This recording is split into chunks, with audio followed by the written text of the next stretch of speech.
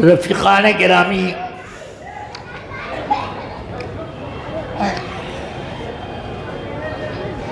اللہ تعالیٰ نے تمام انبیاء کرام کو معجزات عطا فرمائی اور میرے آقا سید کائنات صلی اللہ علیہ وسلم کو وہ تمام معجزات سمیٹ کر دے دیے جو الگ الگ دیگر انبیاء کرام کے پاس تھے،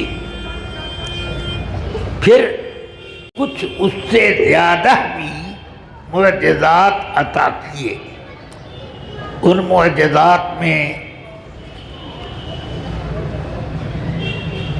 سرکار دو عالم صلی اللہ علیہ وسلم کی شخصیت ہی سراپا معجزہ ہے۔ اٹھنا، بیٹھنا، چلنا، پھرنا، مسکرانا، گفتگو کرنا اور بھی جتنا معاملہ آپ دیکھیں سب معجزہ ہے۔ اسی لیے تو رب قدیر نے فرمایا لَقَدْ كَانَ لَكُمْ فِي رَسُولِ اللَّهِ أُسْوَةٌ حَسَنَةٌ۔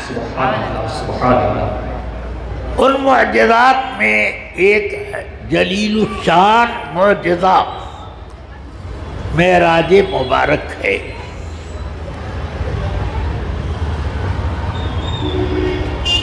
یہ ایک معجزہ کہنے کے لیے مگر حقیقت میں سینکڑوں معجزات کے اوپر یہ مشتمل ہے۔ کیا آپ یہ نہیں سمجھتے کہ آدمی کا ہوا میں اڑنا یہ ممکن نہیں؟ یہ اللہ تبارک و تعالی یہ ایک نبی کو معجزہ دے رہا ہے۔ کیا آپ نہیں جانتے کہ ٹرین میں، تیز رفتار ٹرین میں ذرا آپ سر اپنا باہر کی طرف نکالے نہیں، نکالنے کے قریب تو آنکھوں پر ہوا کی ایسی تیز رفتار چوٹیں آئیں گی کہ آنکھ بند ہو جائے گی، برداشت نہ ہو سکے گا۔ مگر کتنی رفتار ہوتی ہے؟ 80 کلومیٹر، 90 کلومیٹر، 120 کلومیٹر تک، اس سے زیادہ نہیں۔ اور نبی پاک صلی اللہ علیہ وسلم جس سواری کے اوپر آسمان کے سفر کے لیے نکلے ہیں اس کا نام براق ہے۔ اس کی رفتار جہاں آدمی کی نگاہ ختم ہوتی ہے اس کا ایک قدم وہاں پڑتا ہے۔ اب اس کی تیز رفتاری کا کیا کوئی آدمی اندازہ کرتا؟ اس وقت میرے آقا نے اپنی آنکھوں پر وہ چشمہ نہیں لگا لیا تھا جو موٹر سائیکل چلانے والے لگا لیا کرتے۔ میرے آقا اپنے اسی حال کے ساتھ تھے۔ مگر خدا کی قسم میرے آقا صلی اللہ علیہ وسلم کی نگاہوں پر ذرہ برابر بھی کوئی کبیرگی نہیں تاریخ ہوتی۔ یہ کیا معجزہ نہیں ہے؟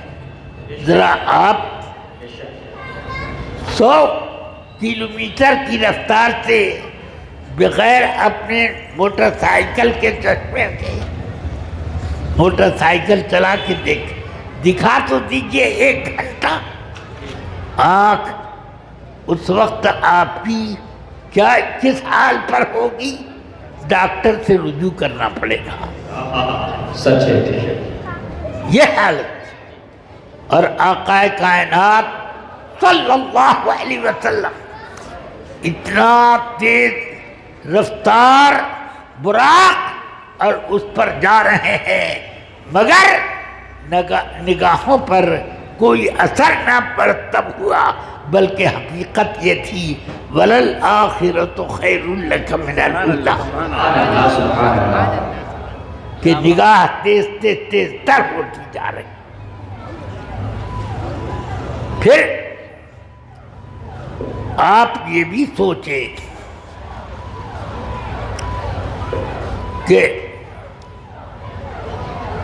جتنا اوپر آپ جائیں گے فضا اتنی ہی رقیق ہو جائے گی، یعنی اتنی پتلی ہو جائے گی ہوا، اور پھر 16 کلومیٹر، وہ 16 نہیں، 160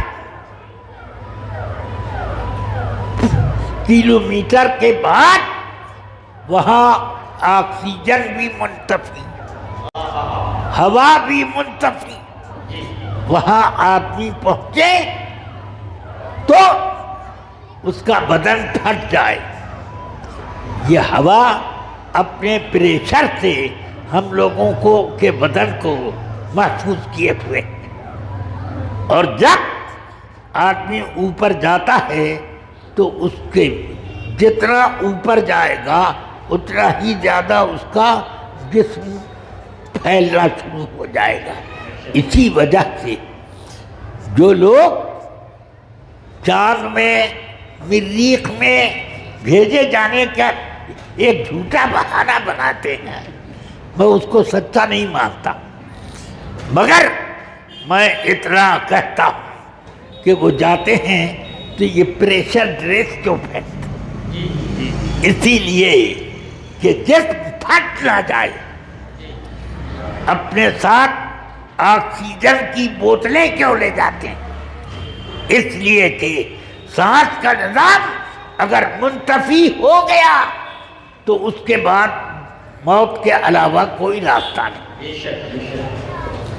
مگر میرے آقا صلی اللہ علیہ وسلم نہ پریشر ڈریس پہن کے گئے، نہ آپ نے آنکھ پر کوئی غلاف چڑھایا، نہ آپ کے ساتھ کوئی آکسیجن بوتل رہی ہو۔ یہ سب معجزہ در معجزہ پوری حفاظت کے ساتھ میرے آقا کا یہ سفر ہو رہا۔ یہ معجزے کی تمام صورتیں بہت اجمال کے ساتھ، اگر ان میں تفصیل کروں تو ایک ایک میں کئی نکلیں۔ چلیے